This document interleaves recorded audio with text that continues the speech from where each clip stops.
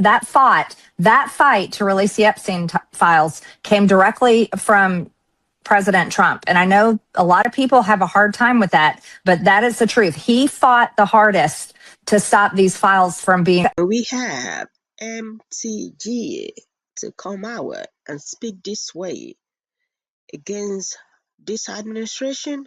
Y'all know MAGA is divided. On these Epstein files, y'all know they all are divided. A lot of MAGAs want these files to be released. And y'all can hear what she said. And I'm going to be rolling your clips. A lot of people are coming out saying they are in support of MTG. Now that's what I said. MAGA is divided because the way she is speaking, y'all know she is no more in the, she is now a former congresswoman, but she is not in anymore, but she still got voice, and a lot of people are listening to her. Let's roll the tapes. Now even Marjorie Taylor Greene is coming out accusing Trump of being the reason why we have had to fight so hard to get any of the Epstein files. And yes, she was once, literally only months ago, one of Trump's most trusted Republicans. Seems like a very obvious fact to most of us. But some people genuinely need to hear it from a Republican, one of Trump's most trusted people, for them to believe it. This is genuinely the level of cognitive dissonance that we are living in. Seems like a very obvious fact to most of us. There were only 4 Republicans, only 4 of us, that signed that discharge petition. Thomas Massie, myself, Lauren Boebert, and Nancy Mace. Now, what was happening in the background for months leading up to when we finally got it released is we were getting pressure from the White House. We were getting pressure from the speaker. Do not take your name off this discharge petition. And we're like, why? We're talking about the Epstein files. This is the ultimate promise. This is the ultimate way to provide transparency. This is the ultimate way to take it to the deep state and expose a whole criminal cabal of rich, powerful elites that I believe control everything. And guess what? Come to find out they do. They do. And so we're like, why? So in the meantime, President Trump is calling it Epstein, the whole thing a hoax. Yeah. He's calling it a Democrat hoax. He won't have anything to do with the women. He still refuses to have anything to do with these women. So this whole thing is building. The women are saying President Trump did nothing wrong. They still say this. President Trump did nothing wrong. I know. Their attorney says Donald Trump's the only one that helped us. And guess what? That came out in the Epstein files, that he reported Jeffrey Epstein. Yep. So but Donald Trump is fighting it. President Trump is fighting it. President Trump is yelling at me. The White House is putting pressure on Nancy Mace. They take Lauren Boebert in a skiff. I don't even know what they said to her in there. They are attacking Thomas Massie, nonstop attacking Thomas Massie. And then one day I get a phone call from the president in September, and he is so mad at me. And he's yelling at me, and he's angry at me. And the fact that he's like, you're supporting Rand Paul Jr., and he's chewing me out for signing my name on Thomas Massie's discharge petition to release the Epstein files. And I'm trying to tell him, Mr. President, they say you did nothing wrong. Right. This needs to come out. Right. And so we're having this argument. And he tells me on this phone call, he's like, Marjorie, my friends will get hurt. That's it. That was Marjorie Taylor Greene telling all about the ways in which this administration is fighting not to keep their campaign promise of releasing the Epstein files, but the express opposite. Trump is quite literally fighting to ensure that these files never get released. And here we have Marjorie Taylor Greene, who, to be clear, I am no fan of, but she has no reason to lie about her interaction with Trump. She was his most vocal supporter. Her brand was literally him. If anyone is willing to give Donald Trump the benefit of the doubt, it's Marjorie Taylor Greene. And yet even she confesses here that Trump's priority is protecting his friends contained within these files.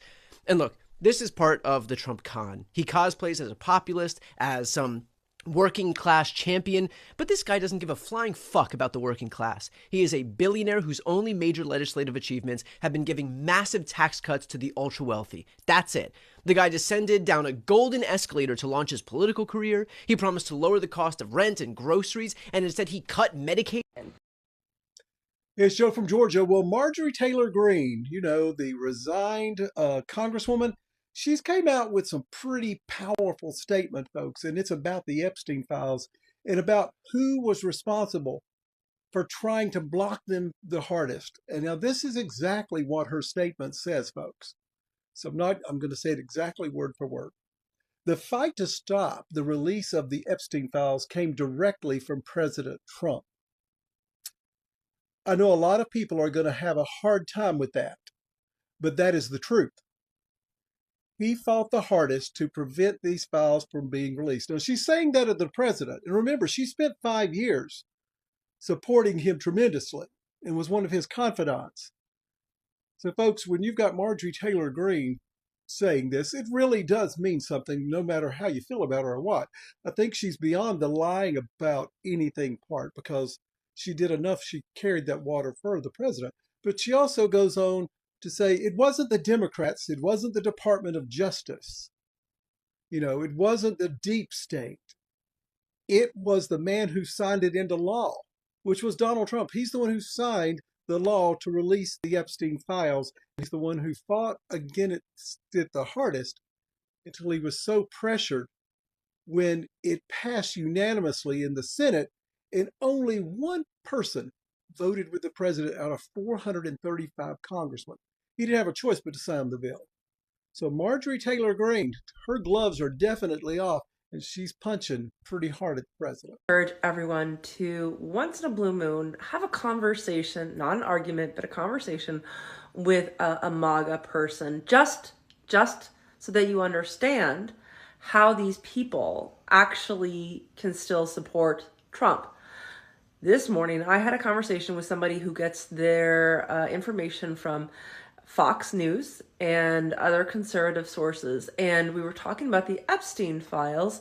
And this is a person who thinks that, what Epstein did was absolutely horrible, and that everybody should be held accountable. This person deeply and truly believes that everybody, or virtually everybody, implicated in the Epstein files is a Democrat. And when I read the list of people in the Epstein files who were in the Trump administration, they said, well, those people were all just casual acquaintances prior to him being convicted of pedophilia in 2008. And this is what we are contending with, is that people on the right have different information than we do. And their information is factually incorrect, but they believe it to be correct because they believe that Fox News and other right-wing sources are reputable and are telling them the truth. And so it's very hard to argue with people who are that deeply committed to believing the right-wing propaganda, because nothing you tell them and no sources you can cite them are enough to sway them. Marjorie Taylor Greene has accused Donald Trump of withholding information, including his name and image, from the Epstein files. She is also accusing Pam Bondi of being complicit. Take a look at this clip. Here's who you can prosecute. No, don't do this. I mean, they told her that the Epstein files, that fight to release the Epstein files came directly from President Trump. And I know a lot of people have a hard time with that, but that is the truth. He fought the hardest to stop these files from being released. And the only reason that he signed our bill that we passed in the House was because he had to. It became a massive political problem. Biggest political miscalculation in Donald Trump's career was calling this a hoax, fighting the release of it, and having Mike Johnson, the speaker, refuse to bring the bill to the floor, to the point where Thomas Massie, myself, Nancy Mason, Lauren Boebert actually had to vote with all of the Democrats to get it released, to get it, the discharge petition passed, so that the bill could come to the floor. Never forget all the other Republicans that voted finally to get these files released. They did not do it because they didn't do it, and they wouldn't have done it unless all of you people at home hadn't been losing your mind.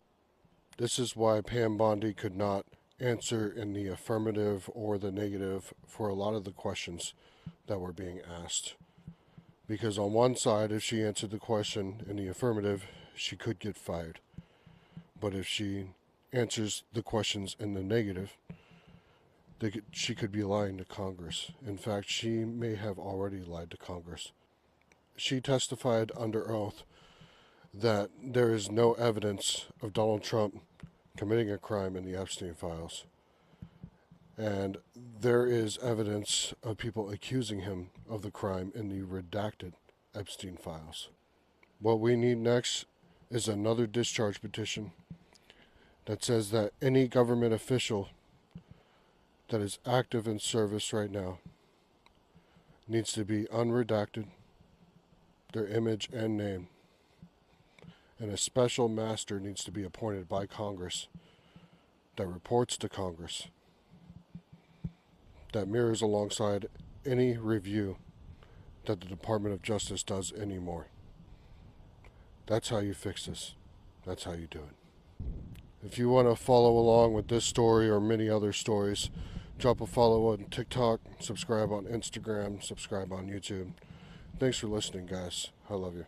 I'll talk to you. Donald Trump had a scary brain fail just hours ago where he completely forgot his own major endorsement of a candidate, and it happened on camera, and people are noticing and they are getting scared. Let me explain what's going on here. Donald Trump was asked about the race for Marjorie Taylor Greene's seat. Marjorie Taylor Greene, of course, choosing to resign from Congress. Trump says there's a lot of good people, and I might just have to endorse someone. I'm sorry, tell us about your trip to Rome, Georgia on Thursday, your trip to Marjorie Taylor Greene's old district. Well, we have a lot of people that want to take Marjorie Taylor Greene's place, and many, many candidates, and I have to choose one, and they say whoever I endorse is going to win. I have to choose one of the people that wants to replace Marjorie Taylor Greene. They say whoever I choose, future tense, is going to win. But there's a little tiny problem with that. Donald Trump has already made an endorsement in that race. Just 13 days ago, Donald Trump endorsed Clay Fuller, posting to Truth Social, quote, "It is my great honor to endorse America First patriot Clay Fuller, who is running to represent the wonderful people of Georgia's 14th district." He says a lot of stuff about him and then says Clay Fuller has my complete and total endorsement to be the next representative from Georgia's 14th congressional district. He will not let you down. What a strong, powerful, energetic endorsement. And Trump has absolutely no memory of it whatsoever. Someday I'll have to make a choice there. And I think whoever I end up endorsing is going to do really well. He can't do it anymore, folks. Before our very eyes. Repeatedly referred to talk of Epstein files as a Democratic hoax. Marjorie Taylor Greene was one of the Republicans to support legislation that forced a release of the files by the Department of Justice. She suggested Attorney General Pam Bondi is still under the direction of the president when it comes to the files and the DOJ's handling of any potential criminal activity as they continue to release batches of the files.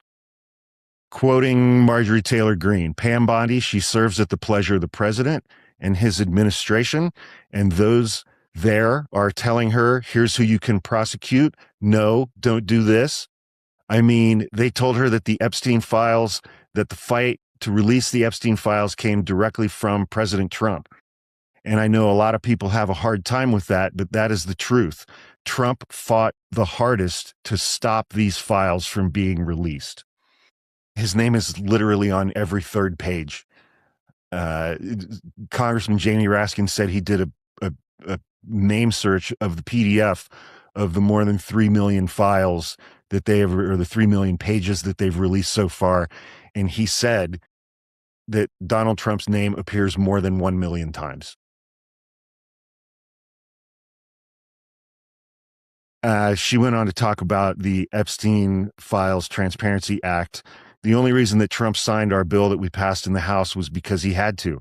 It had become a massive political problem. The biggest political miscalculation in Trump's career was calling this a hoax, fighting the release of it, and having Mike Johnson, the speaker, refuse to bring the bill to the floor, to the point where Thomas Massie, myself, Nancy Mace, Lauren Boebert actually had to vote with all the Democrats to get it released.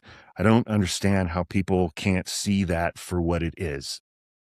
I mean, Donald Trump fought tooth and nail to prevent this from happening, and Pam Bondi has been enabling that and has been his good little foot soldier since last March. It's just obvious at this point. Donald Trump flipped out on Bill Maher over a 63-second joke on last night's episode of Real Time with Bill Maher. Bill Maher said the following: okay, Trump, this is Trump this week. I am now going to read Donald Trump's response to that, which I haven't read yet. It's like this long on Truth Social. Sometimes in life, you waste time. TV host Bill Maher asked to have dinner with me through one of his friends, also a good friend of mine, and I agreed. He came into the famed Oval Office much different than I thought he would be. He was extremely nervous, had zero confidence in himself, and to soothe his nerves, immediately within seconds, asked for a vodka tonic. He said to me, "I've never felt like this before. I'm actually scared." In one respect, it was somewhat endearing. Anyway, we had a great dinner. It was quick, easy, and he seemed to be a nice guy. For his first show after our dinner, he was very respectful about our meeting. But with everything I have done in bringing our country back from oblivion, all caps, why wouldn't he be? But then I noticed his show started to devolve into the same old story. Very boring, anti-Trump, no mention of the perfect border, lowest crime in 125 years. Wow. The mass removal of stone-cold criminals, the 50,000 Dow, the 7,000 S&P, highest ever, least number of murders since 1900, Venezuela, Midnight Hammer, Soleimani dead, al-Baghdadi dead, lowest inflation in years, 1.2% for last 3 months, the rebuilding of our military. This is all one sentence. 8 war stoppages, and on and on and on. In any event, it was a total waste of time for me to have this jerk at the White House. And last night, after explaining what a disaster Canadian leaders are to deal with, how Canada has ripped off the United States for years on trade, but no more, I jokingly stated in a Truth Social post that the first thing Canada will do is terminate all ice hockey being played in Canada and permanently eliminate the Stanley Cup. He wasn't joking. Well, he went on and on about the hockey statement, like what kind of person would say such a foolish thing as this, as though I were being serious about it when I said it. Fortunately, his television ratings are so low that nobody will learn about his various fake news statements about me. He is no different than Kimmel, Fallon, or Colbert, but I must admit, slightly more talented.